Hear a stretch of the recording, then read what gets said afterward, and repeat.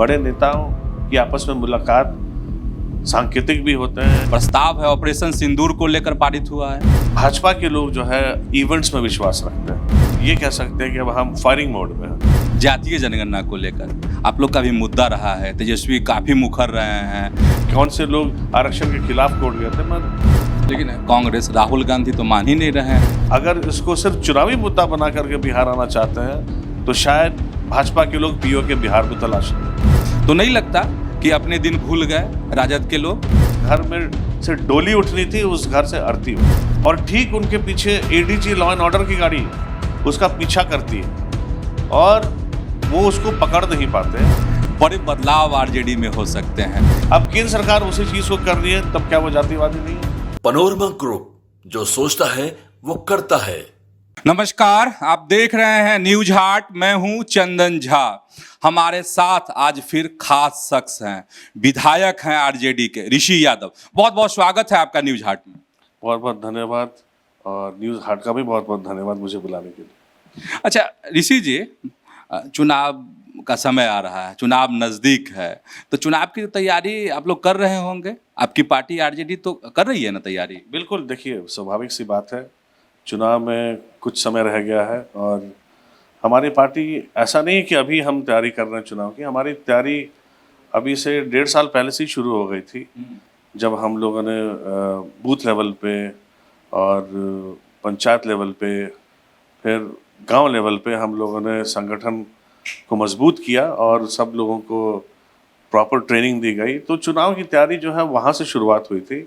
अब हम आप ये कह सकते हैं कि अब हम फायरिंग मोड में हैं। फायरिंग मोड में? अब एकदम फायरिंग मोड में है और फायरिंग एकदम फ्रंट से होगा और कोई भी जो कार्य होंगे अभी से इससे आगे वो सब सड़क पे होंगे और आप देखेंगे चुनाव इस बार बहुत मज़ेदार होने वाला है। अच्छा, आप कह रहे हैं चुनाव मज़ेदार होने वाला है, आप यह भी कह रहे हैं कि हम लोग फायरिंग मोड में हैं।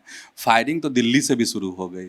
एनडीए सीएम कॉन्क्लेव हुआ, नीतीश कुमार भी उसमें शिरकत उन्होंने की और 2 प्रस्ताव पारित किए हैं। आप लोग तो हर जगह से घिर जाएंगे। प्रस्ताव है ऑपरेशन सिंदूर को लेकर पारित हुआ है, एक और प्रस्ताव पारित हुए हैं जिसमें जातीय जनगणना को लेकर है। तो मतलब क्या मुद्दा बिहार में बनने वाला है वह आप समझ गए होंगे, आरजेडी जरूर समझ गई होगी। तो कैसे काउंटर करेंगे एनडीए को? देखिए, सबसे पहले मैं आपको बताता हूँ कि जो भारतीय जनता पार्टी है, जो कि प्रमुख दल है एनडीए का, वो जनता की पार्टी ना रह के अब इवेंट्स की पार्टी है और भाजपा के लोग जो है इवेंट्स में विश्वास रखते हैं और इवेंट वो भी ऐसे इवेंट जिसमें माननीय प्रधानमंत्री जी का महिमा मंडन किया जा सके, उनकी तारीफ की जा सके और उनको एज अ सुपर ह्यूमन जो है प्रोजेक्ट करने की कोशिश करते हैं। तो पूरा जो इनका जो कैंपेन होता है वो एक मैन के सेंट्रिक होता है, वो माननीय प्रधानमंत्री जी की तरफ होता है। और अब जैसे बात आपने की ऑपरेशन सिंदूर के लिए उन्होंने धन्यवाद किया, मुख्यमंत्रियों ने, सब लोगों ने धन्यवाद किया।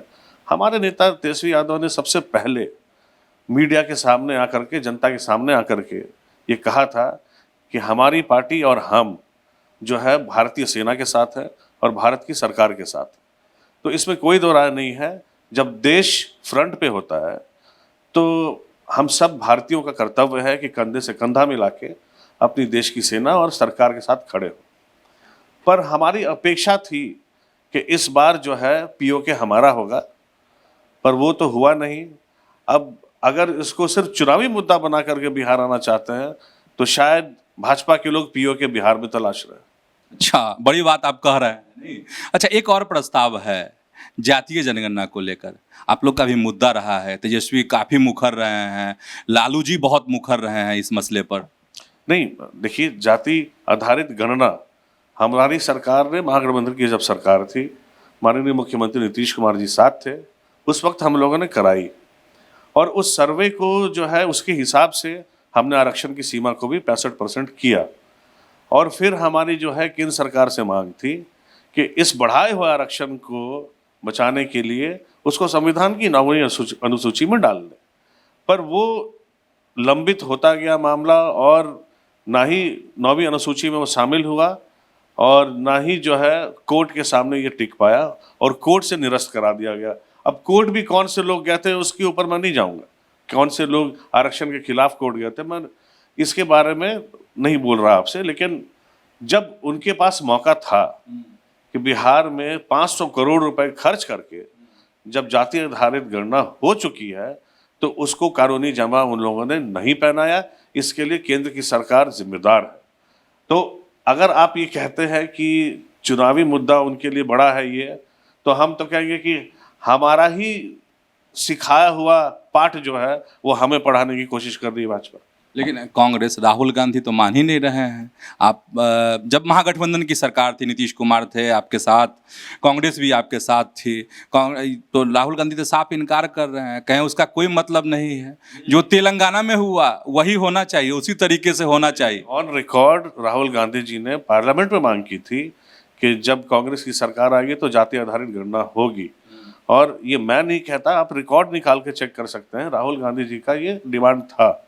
वो देश के नेता हैं और उन्होंने देश की नब्ज पकड़ी हुई है, और ये ऐसा कह देना कि राहुल गांधी जी ने ऐसा नहीं कहा और उसका उल्टा कहा, ये मैं सही नहीं मानता। सही नहीं मान, बिल्कुल सही नहीं मानता। उन्होंने पार्लियामेंट में मांग की थी जाति आधारित गणना के लिए। अच्छा, चूंकि चुनाव है और आप लोग के लीडर हैं तेजस्वी यादव, लेकिन तेजस्वी यादव पर जो एक बड़ा आरोप है कि यह कैसे मुख्यमंत्री बनेंगे, खड़े उतर ही नहीं सकते हैं, 9वीं फेल हैं, तो इसको आप लोग कैसे देखते हैं, कैसे काउंटर करेंगे एनडीए के नेताओं को इस मसले? देखिए, जहाँ तक डिग्री की बात है, आपने कहा आरोप है, आरोप उस इंसान पे लगता है जो फर्जी डिग्री दिखाए, फर्जी डिग्री पब्लिश कराए और फर्जी डिग्री लेकर के जनता के बीच में घूमे। अब हमारे जो गठबंधन के साथी थे, जनता दल यूनाइटेड, उनके तो प्रवक्ता हैं नीरज बाबू, एक हलफनामा लेके घूमते हैं हमारे आज के उप मुख्यमंत्री जी का। अब उस हलफनामे में क्या है वो आज तक अभी मीडिया के सामने आजकल आ नहीं रहे, आजकल दूसरा हलफनामा लेके घूम रहे हैं। खैर, अब साथी एनडीए के हैं तो उनका फर्ज बनता है, पर एक बार आप उनसे क्यों नहीं पूछते कि उनके पास में सम्राट चौधरी जी का कौन सा हलफनामा है जो लेके घूमते हैं? भाई, डिग्री फर्जी दिखाने से अच्छा है कि जो मैं हूँ वो अपनी प्रतिभा के रूप में हूँ और एक इंटरनेशनल प्लेयर रहा हूँ, क्रिकेट प्लेयर रहा हूँ।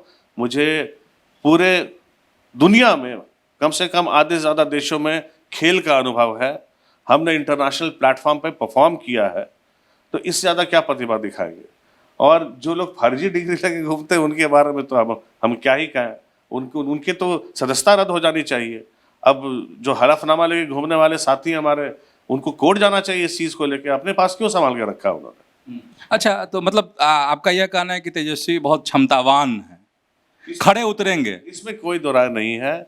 जब 17 महीने की महागठबंधन की सरकार थी और ये कहा जाता था कि जो नौकरियां बंटी वो माननीय मुख्यमंत्री जी ने बांटी, तो जो 17 महीने से पहले जब एनडीए की सरकार थी और जब हम अपने मैनिफेस्टो में ये लेकर के आए थे 2020 के चुनाव में कि 10 लाख सरकारी नौकरी देंगे, तो माननीय मुख्यमंत्री जी ने हाउस में खड़े होकर के कहा था कि नौकरी के लिए सैलरी देने के लिए पैसा कहाँ से लाएंगे, अपने बाप के घर से लाएंगे। उन्होंने हाउस में बाकायदा ये बात कही और जनता के बीच भी जाकर के कही। तो वही माननीय मुख्यमंत्री जब 17 महीने में तेजस्वी जी आते हैं सरकार में, तो वो नौकरियां कैसे बंटनी चालू हो जाती? इसका मतलब कहीं ना कहीं हमारी नीति और हमारे जनता के प्रति वादे के लिए इसके सामने माननीय मुख्यमंत्री जी को झुकना पड़ा और नौकरियां बांटनी पड़ी। इसके अलावा भी उन्होंने माननीय मुख्यमंत्री जी को कई सारे पॉलिसी में चेंजेस उन लोगों ने दिए। स्पोर्ट्स नई पॉलिसी लेकर के आए, उसके बाद मेडल लाओ और नौकरी पाओ वो वाला दिया, फिर आईटी सेक्टर में लेके आए, टूरिज्म पॉलिसी लेकर के आए जिसमें पब्लिक प्राइवेट पार्टनरशिप को उन्होंने बढ़ावा दिया, और कई सारे ऐसी चीज़ें हैं जो तेजस्वी जी के आने के बाद हमने सरकार में देखी, और आज की मौजूदा एनडीए सरकार भी उस चीज़ को फॉलो कर रही है।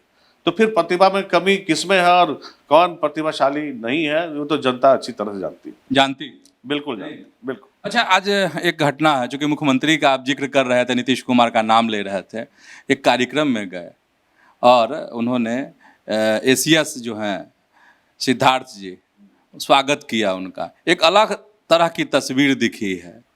तो उस पर आपकी क्या प्रतिक्रिया? देखा हमने कि वो उन्होंने एक गमला जो है एसीएस ने माननीय मुख्यमंत्री जी की तरफ बढ़ाया, तो उस गमला को उठा करके उन्होंने उनके सर पे रखा। मतलब ऐसी कई चीज़ें हम लोगों ने पिछले कई दिनों में देखी हैं।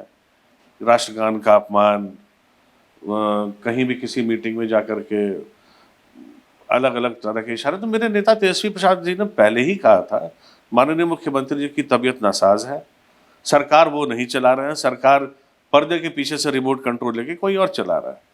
तो हमने तो पहले भी इस चीज़ को उन्होंने मेंशन भी किया है कि मुख्यमंत्री जी बीमार हैं, और जो ये हरकतें हो रही हैं वो तो इसी चीज़ को पुख्ता करती हैं, इसी बात के तेजस्वी जी की इसी बात को पुख्ता करते हैं कि माननीय मुख्यमंत्री जी वाकई बीमार हैं।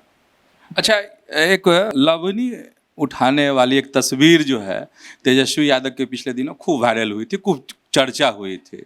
तो आरोप लगा था कि ऐसे ही ये समाज के तोड़ने वाले लोग हैं, ऐसे ही समाज को तोड़ते हैं, भड़काते रहते हैं। तो इस पर क्या आरजेडी के विधायक क्या कहेंगे?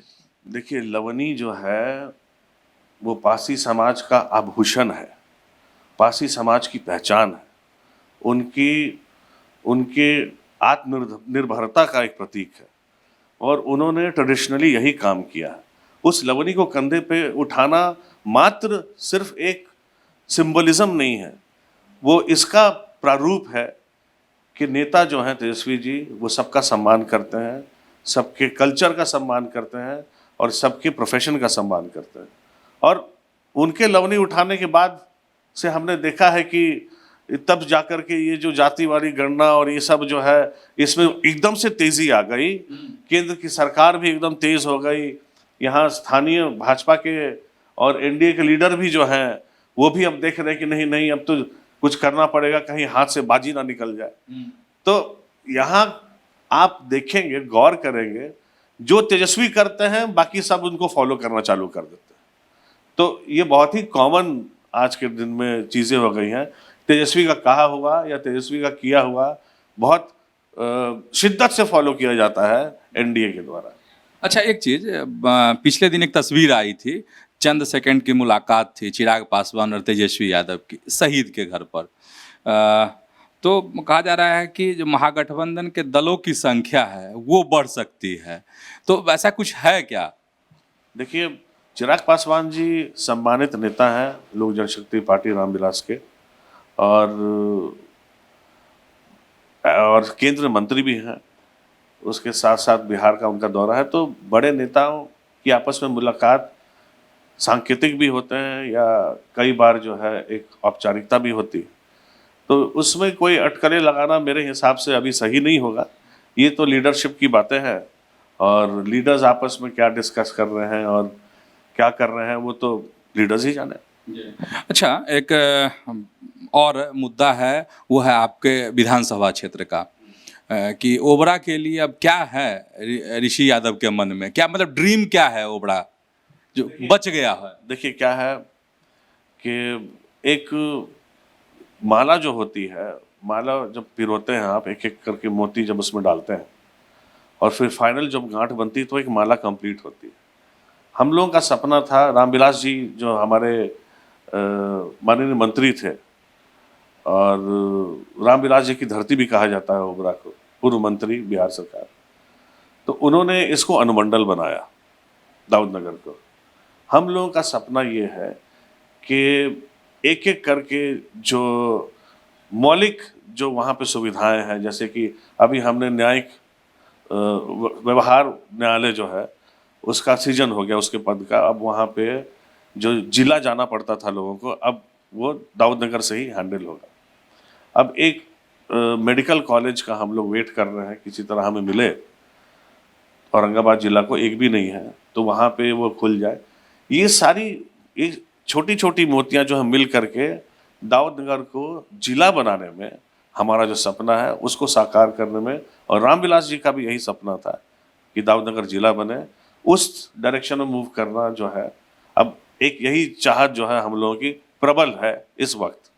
अच्छा, ये बड़ा ड्रीम है, जिला बन जाए। जिला बन जाए, दाऊदनगर एक जिला बने, और जिला बनने की उसमें सारी काबिलियत है, बस दो तीन छोटी छोटी चीज़ें, दो छोटे मोती जो हैं वो बचे और पिरोने और पिरोने हैं। उसके बाद जो है वो जिला बनने के लिए पूर्ण रूप से तैयार है। तैयार है। अच्छा, एक चीज़ और है कि बहुत हमलावर आप लोग रहते हैं, छोटी मोटी घटनाएं होती हैं और उसको आप लोग बहुत बढ़ा चढ़ा कर, तेजस्वी यादव तो बुलेटिन के रूप में उसको जारी कर देते हैं, देखिए यहाँ ये हो गया, वहाँ ये हो गया। तो नहीं लगता कि अपने दिन भूल गए राजद के लोग? देखिए ऐसा है कि मैं और आप जो है हम साक्षी हैं इस चीज़ के। अभी कल परसों की ही मैं घटना की बात बताता हूँ। अभी हमने देखा पटना राजधानी क्षेत्र में एक ब्लैक स्कॉर्पियो के अंदर 3-4 युवा जो है बंदूक लहराते हुए और गोली चलाते हुए पूरी स्पीड से निकलते हैं और ठीक उनके पीछे एडीजी लॉ एंड ऑर्डर की गाड़ी उसका पीछा करती है और वो उसको पकड़ नहीं पाते। और वो जो उस घटना के लगभग 48 घंटे बीत चुके हैं, आज तक वो चारों जो है अपराधी नहीं पकड़े गए और उन्होंने चलते चलते एक राह चालक को भी उन लोगों ने कुचल दिया। अब आप ये देखिए, लॉ एंड ऑर्डर की बात हो रही है राजधानी में, जब ये हाल है। बगल में 3 दिन पहले बक्सर में हत्या हो गई, गोली चली घाट के ऊपर, बालू घाट पे 3 लोग मारे गए और 2 से 3 लोग अभी ऐसी अवस्था में है कि अब या तब वाली स्थिति है, कब जिंदगी मौत से जूझ रहे और मौत से जूझ रहे हैं। आज चौसा में राष्ट्रीय जनता दल के कर्मठ कार्यकर्ता को गोली मार दी गई और उनके इलाज के दौरान उनकी मौत हो जाती है। 3 दिन पहले नवगछिया हम गए हुए थे माननीय नेता प्रतिपक्ष के साथ, तेजस्वी जी के साथ। नवगछिया में एक महिला, दलित महिला, जिसकी एक हफ्ते में डोली उठ रही थी घर से, उसके साथ सामूहिक बलात्कार होता है और 4 दरिंदे जिन्होंने अंजाम दिया था आज भी फरार है। अभी जहां तक अभी हम इस समय बैठे हैं अभी तक वो फरार है, वो पकड़े नहीं जाते। जिस घर में से डोली उठनी थी उस घर से अर्थी उठती है। तो लॉ एंड ऑर्डर के ऊपर अब मैं क्या ही बोलूँ आपको, बुलेटिन नहीं है, ये तो शर्मसार करने वाला स्थिति है हमारे राज्य के लिए। दिल्ली में कार्यक्रम हो रहा है, माननीय प्रधानमंत्री जी के, मुख्यमंत्री जी लोग जा रहे हैं। कम से कम बिहार की तरफ संवेदना से देखें, माननीय प्रधानमंत्री आए। लॉ एंड ऑर्डर पे तो पुलिस के ऊपर से हमारा भरोसा उठ चुका है हमारे बिहार से। मैं माननीय गृह मंत्री जी से आपके माध्यम से मैं मांग करता हूं कि बिहार में जो लचर व्यवस्था हो रखी है उसको ठीक करें और यहाँ का लॉ एंड ऑर्डर को इम्प्रूव करें, इस तरफ पहल करें, तब जाकर के बिहार में शांति बहाल होगी। अच्छा, पीएम का जिक्र कर रहे थे, पीएम आ रहे हैं बिहार 29 मई को, रोड शो करने वाले हैं पटना में, 30 को आप ही लोग के इलाके में। अच्छी बात है, प्रधानमंत्री आए पटना में रोड शो करें, पर गृह मंत्री जी अपने जो है दिल्ली से फोर्स भेज दें उनके, उसके लिए, उनकी सुरक्षा के लिए, क्योंकि बिहार पुलिस से तो संभलने वाला नहीं संभलने वाला, बिल्कुल नहीं संभलने वाला। आप देख ही रहे राजधानी में जब एडीजी दौड़ा दौड़ा करके पीछा कर रहे हैं और क्रिमिनल भाग जा रहे हैं, तो नॉर्मल पुलिस जो हमारे यहाँ डंडा लेके खड़े रहते हैं वो क्या ही करेंगे। अच्छा, एक आप लोग के संगठन से जुड़ा हुआ सवाल अभी मेरे जहन में आ गया।